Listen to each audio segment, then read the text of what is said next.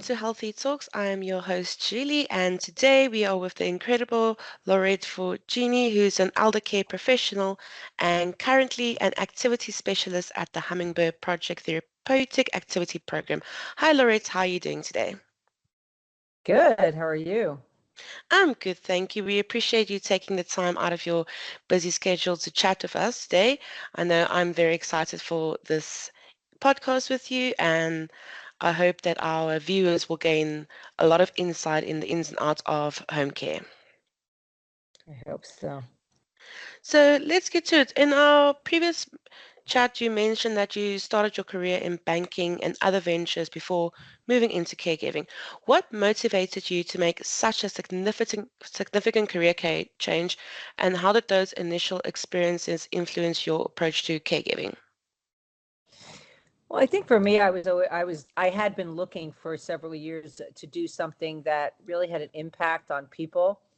Um, and I was looking at both working with youth and with seniors. Those were the areas that I was gravitating at, youth that were having challenges. And with seniors, I fell into it, but it was really because I watched what I saw, as people got older, they started to Mm. disappear. Yes. So I saw it with my grandparents, they couldn't hear as well. And that I would see them at functions just become quieter and quieter presence in our family. And I really wanted to work with that population and make them, remind them that they're not gone, and they just needed a little extra, patience and attention. And then my neighbor bought a home care franchise. She approached me, and it just was, I didn't even know it existed back then. That was, I think, 18 years ago. I didn't even know Sure. home care was there as an option. So I kind of fell into it and was been in it ever since. And as a community liaison, what were some of the key challenges you faced when first entering the home care industry, and how did you overcome them? I think, you know, early on, um, it got more difficult as time went on. It became, once people started learning about home care and that it was an option to keep people safe at home, the demand increased. And so it became more difficult to find caregivers and make those matches. So I think for me, the challenges were really being able to serve every customer, serve every client that came in with what they needed. And so that was always a little bit, could be frustrating because we Mm, had families that needed help, and it's expensive, that needed help. Sometimes they didn't have the resources. Sometimes they just weren't enough caregivers to actually meet the demand, or not enough caregivers that were willing to work the hours that they were looking for. So that was always a tough situation because I could easily empathize with what they were mm. going through. And how did your personal experience as a caregiver for your family shape your professional perspective on caregiving? Well, it was funny. I used to always go visit families, and I would say that my parents, especially my mother, suffered from a disease called stubbornitis. And she proved that till the very end. And a lot of families struggled with just convincing their parents to get care. So it wasn't that Mm, the daughter or son didn't recognize that care was needed. It was that oftentimes they had parents, loved ones, who were resistant to the idea of getting care. Um, and I think for me, it was coming from a place where I was very familiar with that resistance. It helped in talking them through some of that, and getting seniors themselves, older adults, to accept it. I mean, my approach was always, as soon as I talked to them, I said, I have never met a client meaning the older adult themselves, who yes. said, yes, I want care. So you're in good company. Um, and there was a lot of humor in it because but it's true. No one wants to have to hire a caregiver. Um, and oftentimes the way we talked through it was the necessity to help your child, adult daughter or son, because they needed some kind of a relief, or they needed to Mm, know mom or dad was safe. So those were conversations that we would have a lot. And I think for me, it was that personal experience with my mother, who was very resistant to care, and also being a daughter that was long distance and knew that there was a need for that support. So, it was very easy for me to put myself in their shoes, because not at the beginning, but in the middle of my career, I was in their shoes. Mm. And, I think a lot of times people come into this not knowing what to do. And once you can start talking to them about your own experiences, and it's not magic, right? We can't always just immediately make people feel comfortable with it. It's Yes. it's a process. It's understanding that it is difficult. It's empathizing. It's trying to step in when the adult child gets so frustrated, including myself when I was in my own situation, and they just need someone to kind of, you know, step in and relate to what they're going through and what their parent is going through, and trying to be the middle person a lot of Mm. times. So I actually read a very interesting fact the other day about, say, what 3 out of 5 people become a caregiver for their parents or loved ones at some point in their life. And I don't think a lot of people know like what you go through as a caregiver, the ins and outs of it, and how difficult it actually is. mm-hmm. So you have written and published 3 amazing books: The Song in Lola's Heart, The Tale of a Hero I Know, and Lola and Peanut Find Their Song. What inspired you to write children books about caregiving, and how do you hope these books will help young readers understand the complexities of caregiving? um well, I always liked writing stories, short stories, children's stories. I don't think I have the attention span to write a full adult novel. So children's stories was what I migrated towards. And the first one was actually born during COVID, because I really was so in awe of the work that the caregivers who were still working were doing. It was such a Mm, scary time, and the fact that they were actually going into homes where there was a potential to bring COVID back to their families. No one knew what it was. It was just this big, scary epidemic. And so it's the first story is kind of a mixture of my background. I was one grandparent was an immigrant from Russia, the other was from Italy, living in a community where there's a lot of mixed yes. um, marriages. And so, but I also saw that dementia is something that children seem to have an easier time grasping sometimes than adults.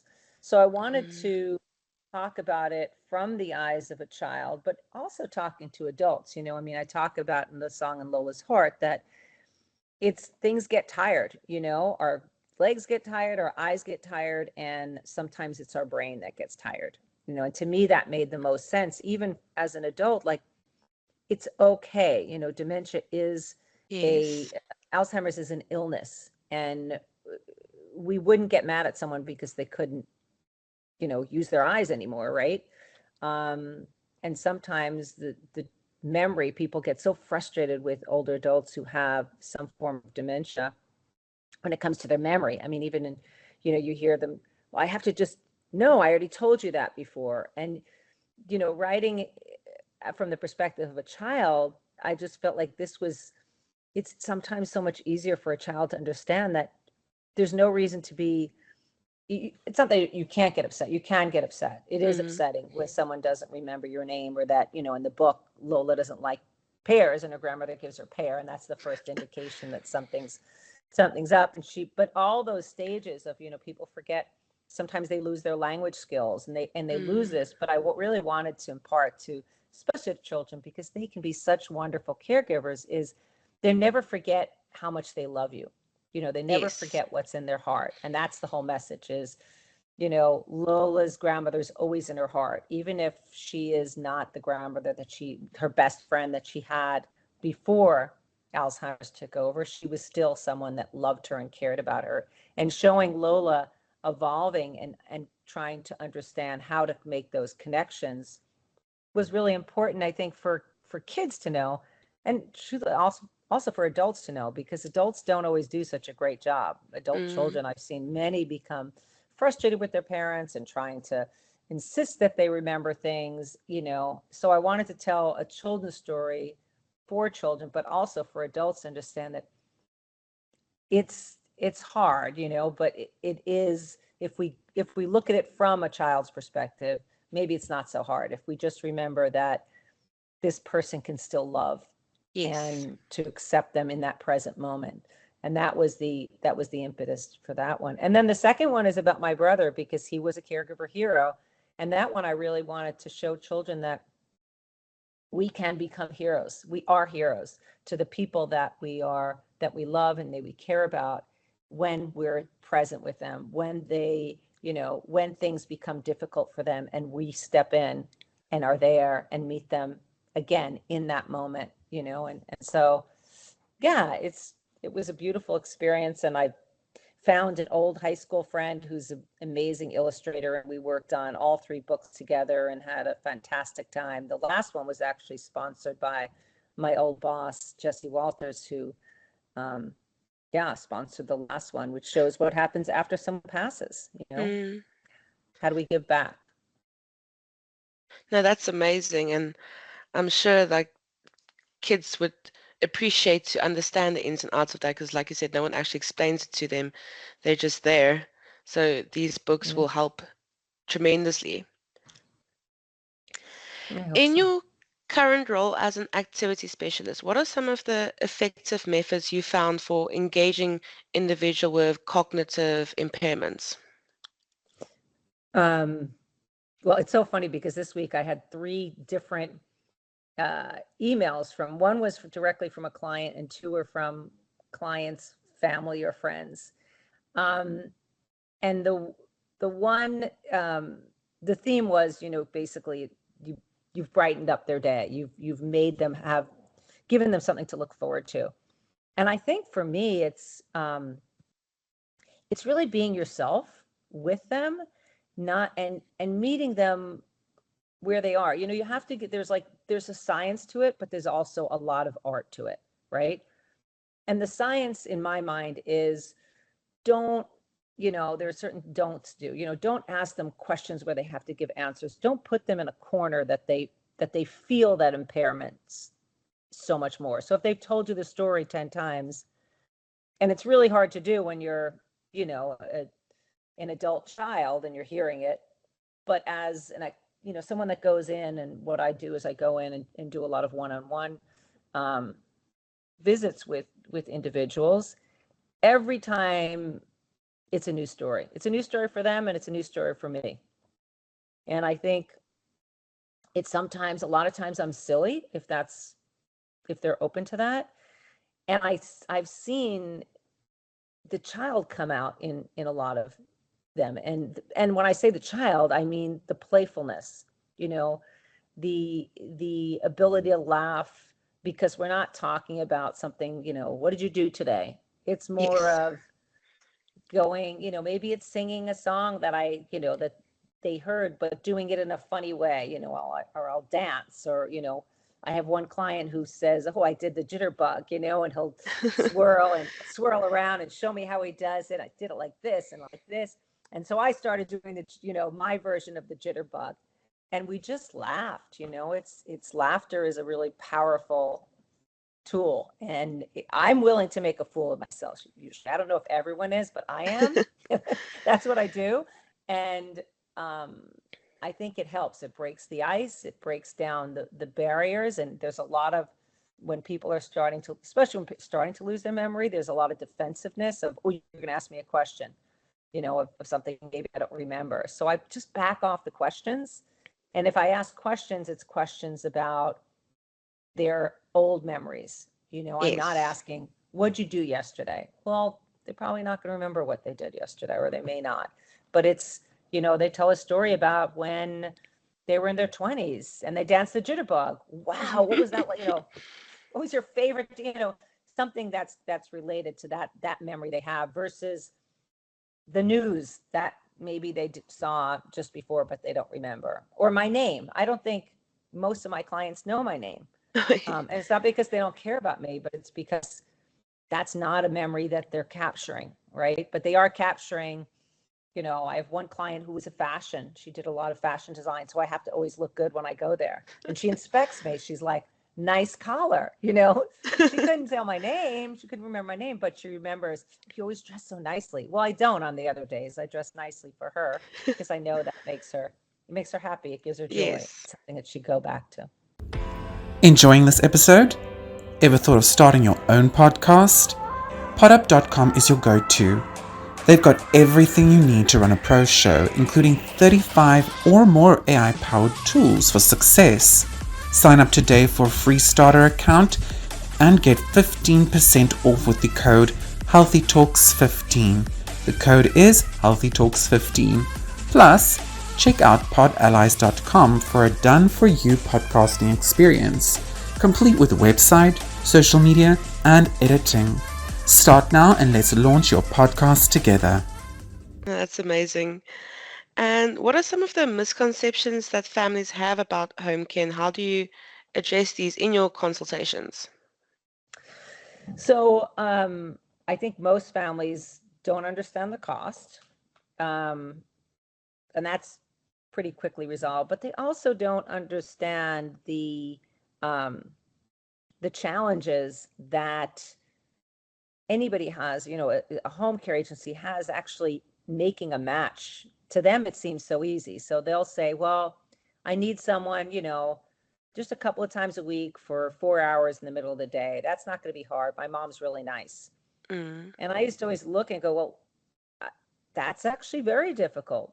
Caregivers are they're trying to make a living, and they're looking for, oftentimes they're looking for long shifts.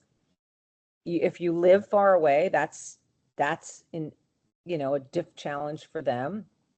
If you're not nice to them, that's, they can make these choices. And so a lot of my work before and even now is kind of coaching families to say, you have to be realistic. mm, You can't, it's not a plug. It's not a, well, I'm going to do home care now, so I don't have any problems. It's a, what are my real needs? How yes. do I get over certain hurdles? Like, how do I get over my parents' resistance to it? But how do I come up with a schedule that's doable? And once I find someone, a lot of times families take them for granted. And I always tell them, you, if you cancel too many times, the caregiver's gone, Yes. or if you're not kind to them or good to them, appreciative. A lot of times, yes, it's the money, but it's also, they want to feel appreciated.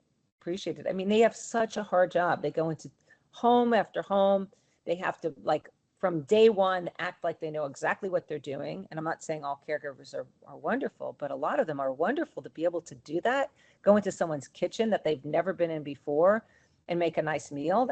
I've done it. I've stepped into a caregiver's shoes, and it is nerve wracking, and if people don't treat you well, it's like, really, I'm doing all this and you're being mean to me. So a lot of my coaching is, how do you appreciate the caregivers, and how do you come up with schedules that make sense so that you have a lot of more options to find a good match and to keep that match. So that's, I think, really important. And I think families, oftentimes they do forget it. No, of course, I do think that there are so many misconceptions and challenges in this industry, and family members forget that it's someone coming into your home and treating your loved one. So I do think they forget there's a compassion side to it, that they also have to be compassionate towards the caregiver as much as the caregiver is compassionate towards their patients. Yeah. And the other thing that comes up a lot is that, I tell families, you also have to have a backup. I mean, these are human beings. They could have, a child of theirs can be sick. They can be sick. So, a lot of times I know families would get so angry. What do you mean they can't come today? And I'd be, have you ever not felt well? We don't Mm, want caregivers going in. So understanding also from the families, again, it's not just you get home care in and you can disappear. It's, if you're lucky, you're with a good agency, you have a care manager who you can talk to, but you need to stay engaged. You need to, you need to still be involved, and you need to accept that sometimes it's not going to go perfectly well. As hard as home care agencies try with great care managers and great staffing managers and hiring managers, it's still a human business. And things happen. No, definitely. And how do you balance self-care while being deeply involved in caregiving, both personally and professionally?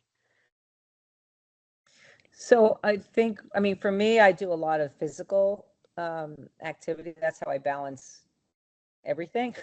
So, um, so I try to, on a daily basis, make sure that I'm doing that early in the day, because especially in this business, stuff does come up at every hour, right? I mean, in home care, it's unbelievable how much the home care agency has to deal with, and everyone that's in it is so compassionate that you do drop things, and go and address crises. So for me, I do a lot of get out in the morning, get my exercise down, so that I feel better throughout the day. And I socialize a lot.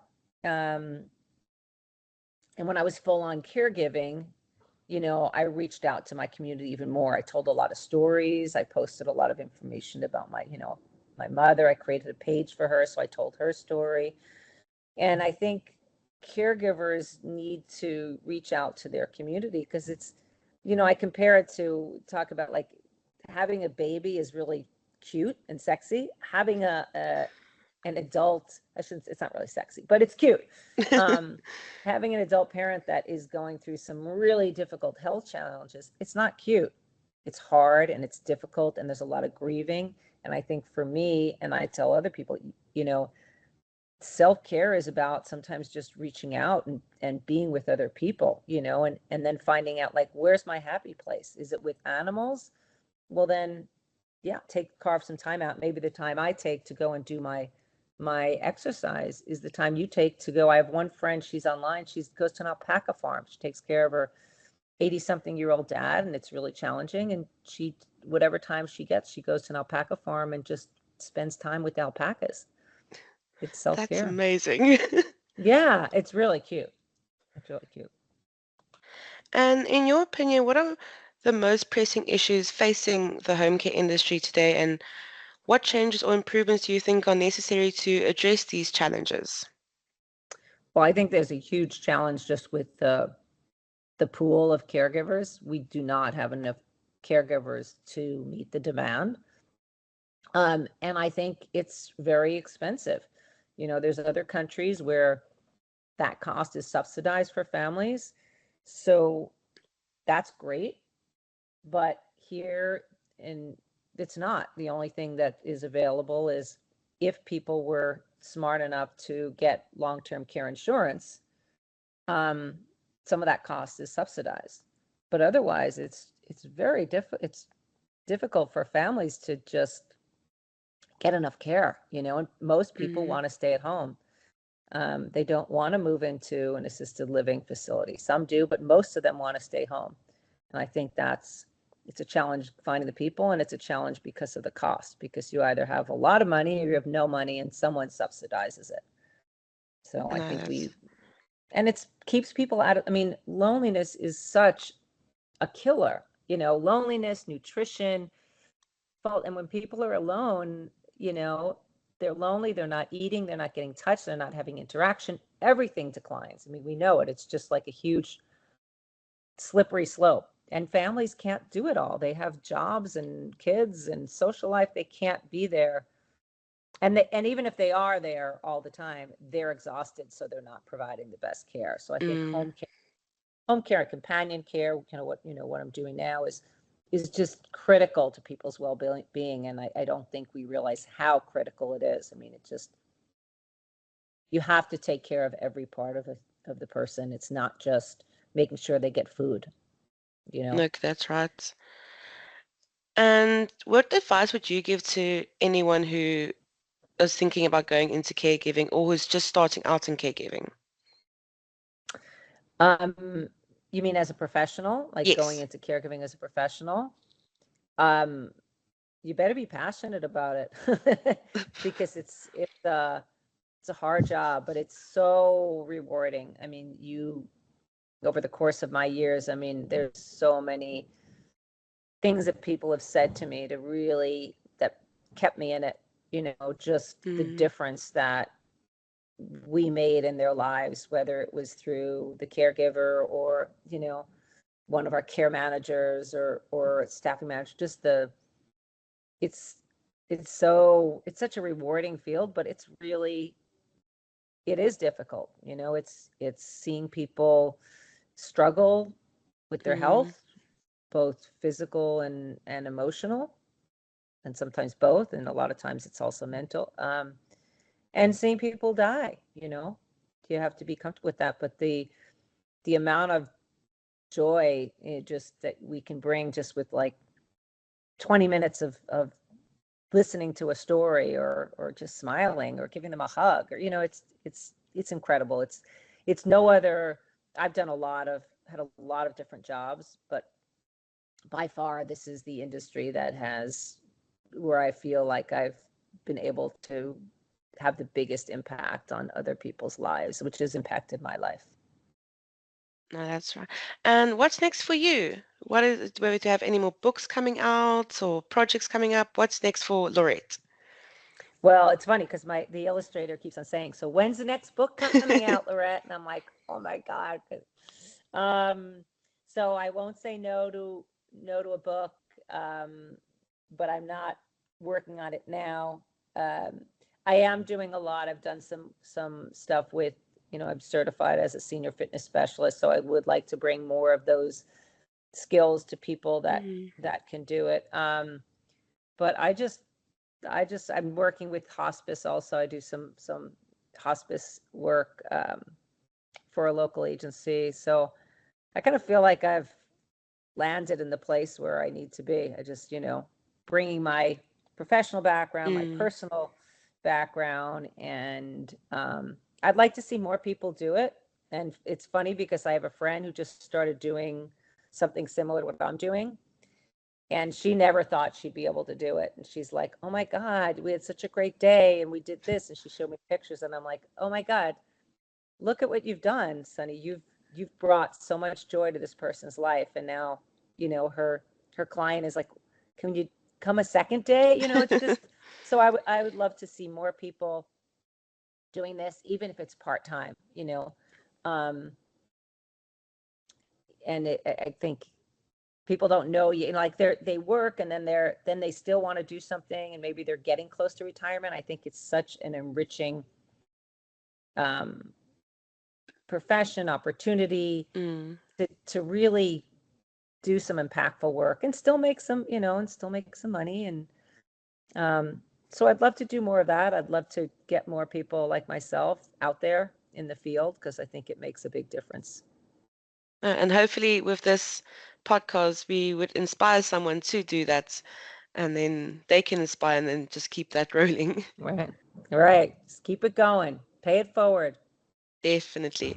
Well, Laurette, thank you so much for taking the time today to meet with us. I had a lovely chat with you, and I really do hope that we might get someone to go into your profession and do what you do, and just hearing the passion that you have for home care, I hope that inspires someone that's listening to our podcast today. Thank you, Julie. And to all our listeners out there, remember to like and subscribe, and we'll take a look at the next Healthy Talks episode.